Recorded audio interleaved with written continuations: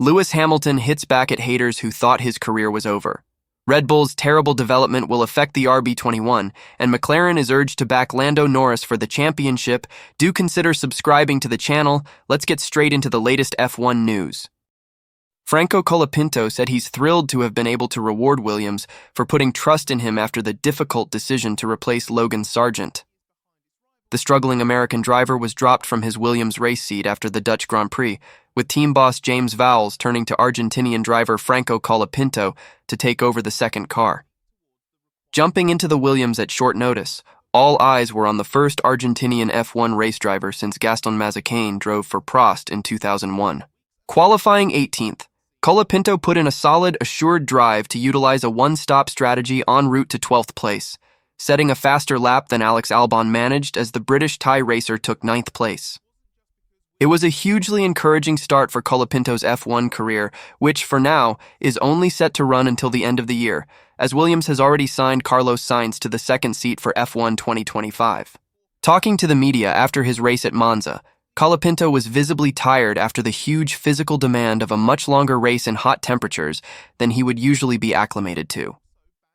The race was physically tough as I'm a bit tired and sore now, but there are plenty of positives to take, he said. Before I had never driven more than 8 laps in a row in the FW46, and there were 53 to do with very high track temps. I think I did a good job of managing the tires to make the one-stop work, and the race pace was strong. It's time to recover. First the body and then prepare well for Baku. It's a track I don't know, and it will be tough, and it will be a challenge. I know that, but you know now at least it's only one thing to learn. I already know the car from this weekend, so it was a good weekend to do your debut. I knew the track quite well, so it was only one thing to learn.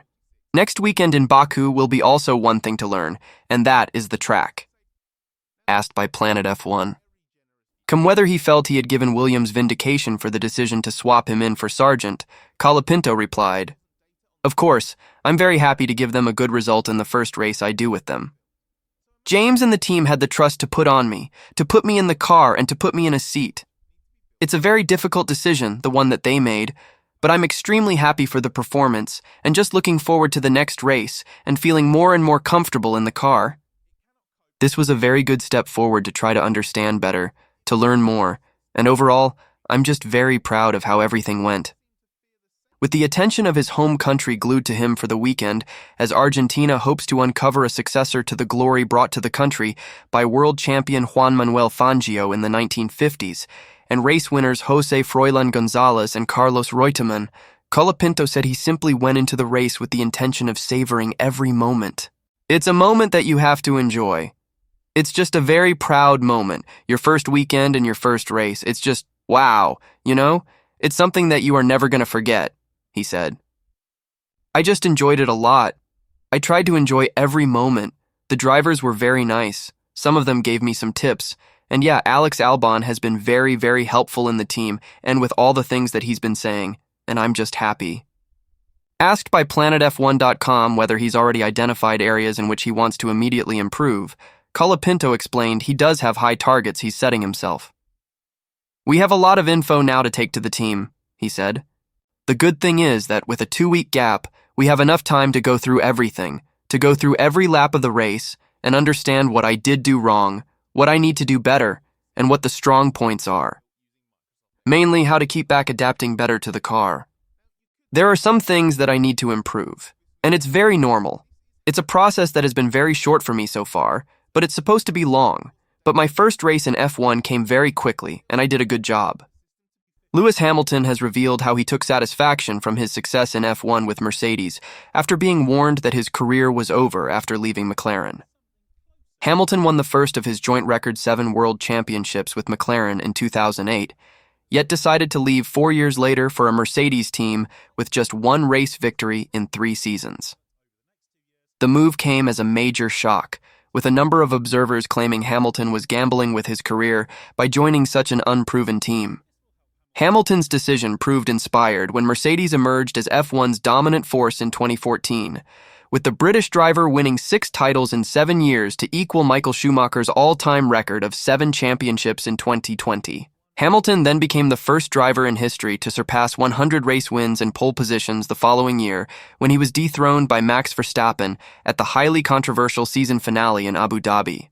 Having suffered 2 winless seasons across 2022-23, Hamilton, who announced in February that he would end his long association with Mercedes to join Ferrari next year, has returned to the top step of the podium in F1 2024 by winning at Silverstone and Spa. Appearing on the Performance People podcast, Hamilton described his decision to join Mercedes as the most pivotal moment of his F1 career, and he revealed how opinions on his call to leave McLaren, who have won just 4 races since Hamilton's departure, soon changed when he began to have success with Mercedes. Asked to pinpoint the defining moment of his career, he said, "It will probably have been when I decided to join Mercedes. I was in Thailand at the time, in between races after Singapore, and that's when I made the decision. And I was like, I want to take the leap of faith and I'm going to go with it regardless of what people say. Pretty much everyone told me to stay, but I went with my gut and my intuition, and it was the best thing for me. I was with a championship-winning team. I was with McLaren, which had such a great history. Obviously, Mercedes used to own half of McLaren, and so it was partly their team, but then they broke away and bought their own team, and as they were trying to ramp up, they weren't having a lot of success. I think they were the 5th or 6th best team at the time, so they were often finishing out of the top 10, struggling to get into the top 10. As a world champion, people were like, this is the worst decision you can make. This is not a great team and your career is over. All the pundits, all the media outlets, all the fans, everyone was like, career's over. And then it went well and everyone's like, oh, it's the best decision ever made. Hamilton's decision to leave McLaren came after he had graduated from the team's driver academy, with the Stevenage-born racer establishing a close relationship with long-serving team boss Ron Dennis.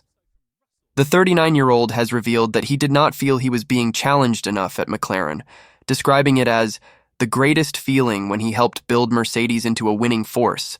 Asked what made him ignore the advice to remain with McLaren, he explained, I think it was just really that I wanted a challenge at the time and I love taking risks.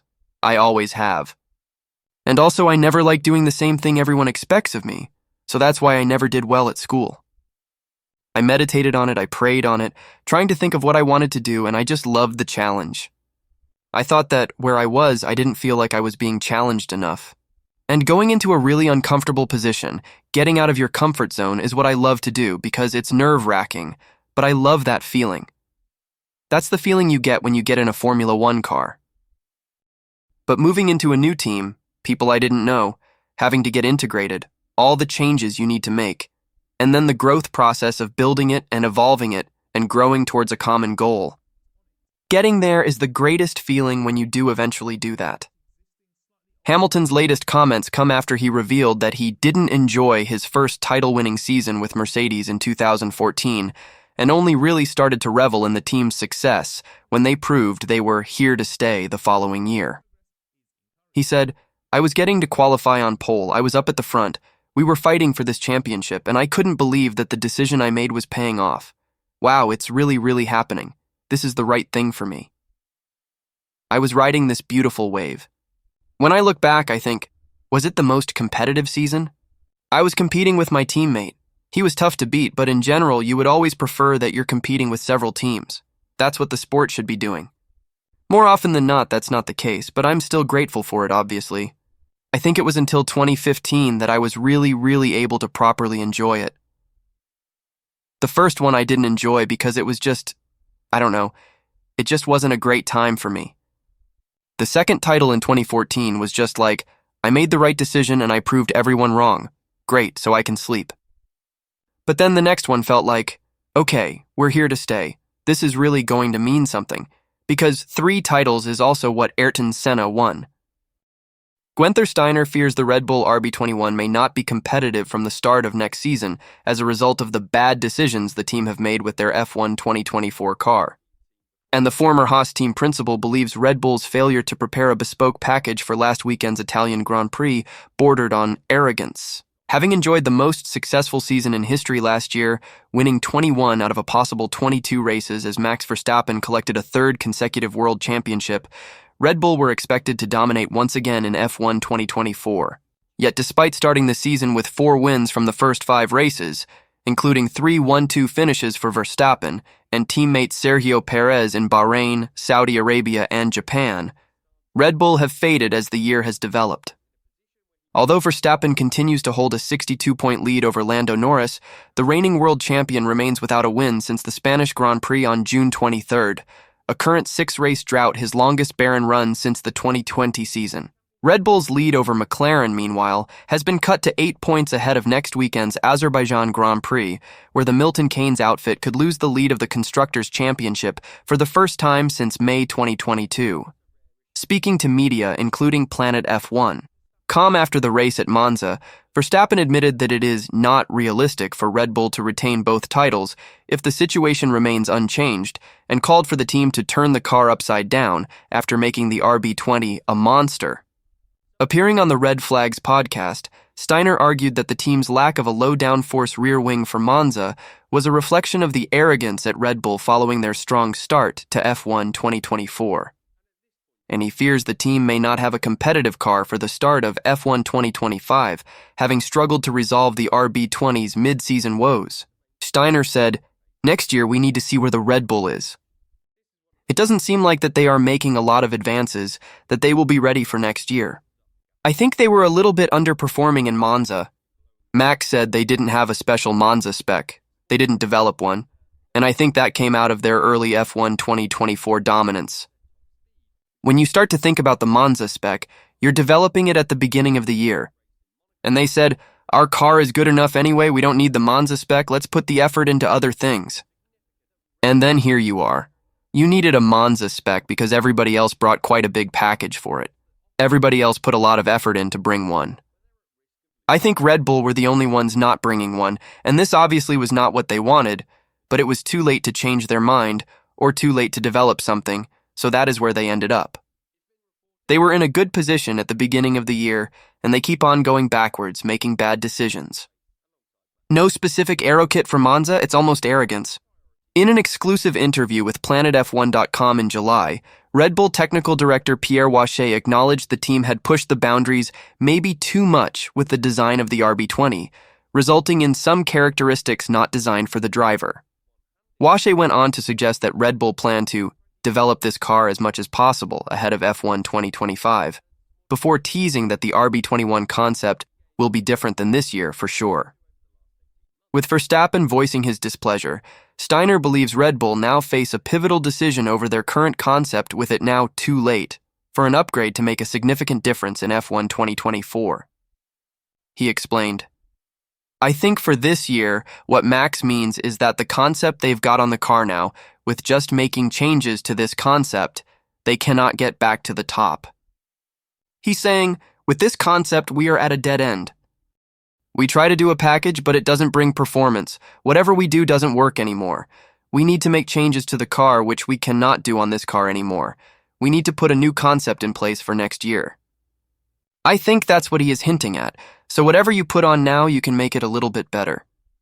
But I do not think that on this car, which they have got now, any upgrade package will make a big change. It's too late. After you develop it and produce it, it won't arrive until after Abu Dhabi. No point. The thing they have to decide now is, do we do something big for this year still? And do we have the money? Under the budget cap, is there still something we can do on this car? Take a risk. Maybe doesn't work again like a few packages they've had. Or let's say we squeeze out from the packages, because they swap around between packages at the races, depending on the track layout. Let's continue to do this and focus on next year, so we are back to our strength. Because that will take money as well. The money you spend for next year is going into this year's budget, so I don't know. They know what they tried and what worked and what didn't work. I think whatever they put on, it doesn't work like it does in the wind tunnel. I think in the wind tunnel they find gains. With this generation of car, they're not the only ones having this problem. A few other teams are having these problems. You go in the wind tunnel and find 10 more points of downforce, then you put it on the car, but you cannot use them because the car is not drivable and the car actually goes slower. Guenther Steiner has urged McLaren to strike a deal with Oscar Piastri's manager Mark Webber to help support Lando Norris's F1 2024 title bid. It comes amid rumors, first suggested by Nico Rosberg over the course of the Italian Grand Prix weekend, that a clause contained in Piastri's contract is preventing McLaren from enforcing team orders to help the team take the fight to Max Verstappen and Red Bull. Having started F1 2024 in dominant fashion, Verstappen and Red Bull remain without a win since the Spanish Grand Prix on June 23rd, following an alarming mid-season slump. Verstappen could only manage 6th, his worst result since May, at last weekend's Italian Grand Prix, where a McLaren front-row lockout presented a golden opportunity for Norris to reduce the Red Bull driver's points lead. However, Norris was overtaken on the opening lap by teammate Piastri, with the McLaren pair eventually pipped to victory by Ferrari's Charles Leclerc. Speaking to media, including PlanetF1.com after the race at Monza, McLaren boss Andrea Stella hinted the team could reconsider their stance on team orders, with McLaren keen to give it a go with Norris to try and win the Drivers' Championship. It has been speculated, however, that a clause in Piastri's contract is preventing the team from asking the Australian, manager by former Red Bull driver Webber, to serve as Norris's wingman. Appearing on the Red Flags podcast, former Haas team principal Steiner has urged McLaren to negotiate with Webber to ensure that Piastri supports his teammate for the remainder of the season, with the promise of paying Piastri back at a later date. He said, "You change the clause. I think if you sit Mark down, not sit him down because you cannot sit him down, he doesn't work for you, but if he's the manager, you have a conversation. Mark is a grown-up. Obviously, nothing is for free in life. We all know that. But how many World Championship opportunities do you have in life? Maybe it's the only one. Maybe there is some more chances to come in the future, but who knows? I don't know. But if there is one more, Oscar should get it. It could be that they are equal drivers. If it says it's equal drivers, and, for sure, Mark is pointing at that one. But then you need to speak with Mark and say, dude, we have got a chance, we don't want to waste it. Next year, if we have got another chance, we turn it around. And you tell that to Lando as well. You try to make a compromise. Because for sure, if it is a clause, you cannot go against the clause. Otherwise, you get the lawsuit or whatever. But it's a good situation to be in. Mark, having been an F1 driver, knowing how rarely these opportunities come along, he's the guy who understands it if you talk with him. But obviously, if you don't give him anything for it, if there is a clause, he will not be a happy man. You explain that you work for the team, and then you try to make a deal that next year, should papaya again be the color which is winning championships, it's Oscar Piastri's turn. We are starting afresh, and if Oscar is in a better place after 5 races, he gets a shot at the championship. It's not only about money, it's the money you make now and the money you can make in the future if your world champion is something different, so you have to make it up. But maybe Mark and Oscar have got better ideas than us here, and this might be what they want to help. But I think it's pretty clear that Oscar cannot win the Drivers' Championship this year. Steiner went on to suggest that Webber will be mindful that team orders could prove the difference between McLaren winning or losing both World Championships in F1 2024, arguing it would not reflect well on him if Piastri does not support Norris. He explained, "If you are seen to destroy or not make it work that McLaren wins 2 championships instead of 1, how does that go down? Is that a plus? No, you're an idiot as well. So you have to calculate, and Mark knows that. Mark has been there, has done it. I respect him a lot for what he does for Oscar. I think he's advising him very well. That's why Oscar came up so quick, because he has got good people around him. I think with Mark, he always can talk. For sure, he wants something for it if there is a parity clause in their contract. We don't know that yet." Asked to explain why McLaren have been so reluctant to enforce team orders, Steiner claimed that the team may be confident of their chances of winning the title without them. Yet he fears the likes of Stella and Chief Executive Zak Brown will risk looking like idiots if McLaren's title charge ultimately proves unsuccessful. He said, "They think they can win it anyway. It's simple. Sometimes the solution is simple. They think we can win it anyway, so let them fight. And if they win it by letting the two fight, they look great. But if they lose it by letting the two fight, they look idiots."